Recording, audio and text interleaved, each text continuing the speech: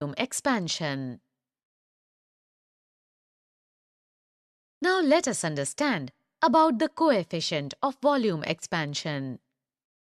At ordinary temperature, gases expand more than solids and liquids.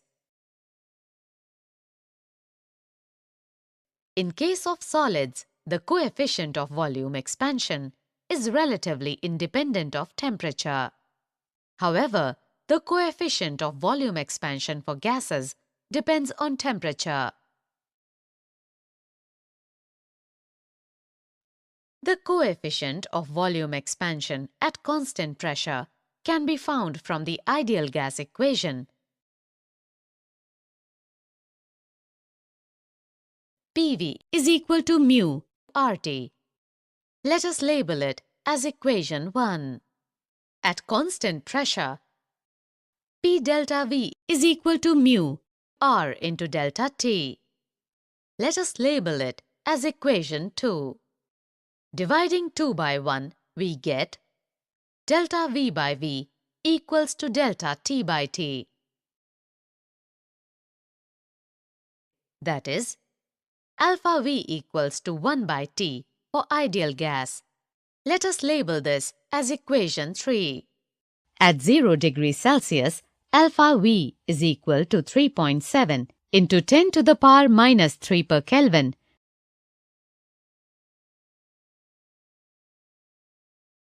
which is much larger than that for solids and liquids. Equation 3 shows that coefficient of volume expansion is inversely proportional to temperature.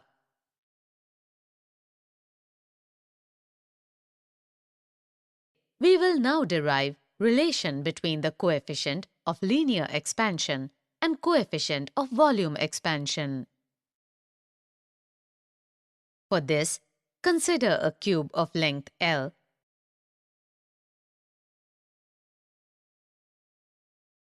that expands in all the directions uniformly when temperature is increased by temperature delta T.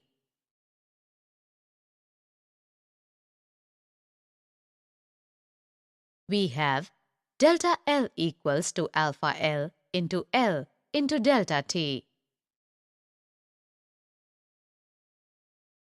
So, delta V equals to L plus delta L whole cube minus L cube,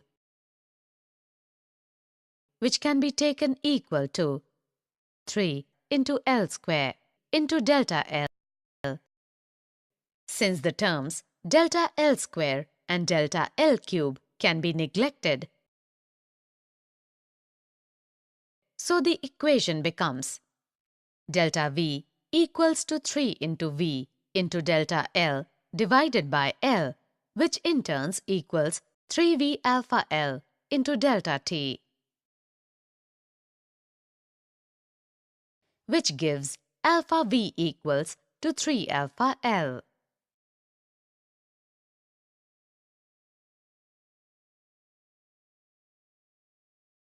Also, it is very important to note that when the expansion of a body due to increase in its temperature is restricted, a stress is set up in the rod and is called thermal stress.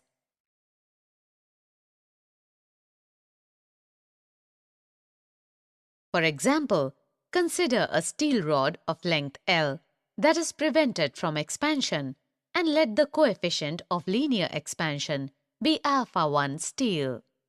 So, the compressive strain is given by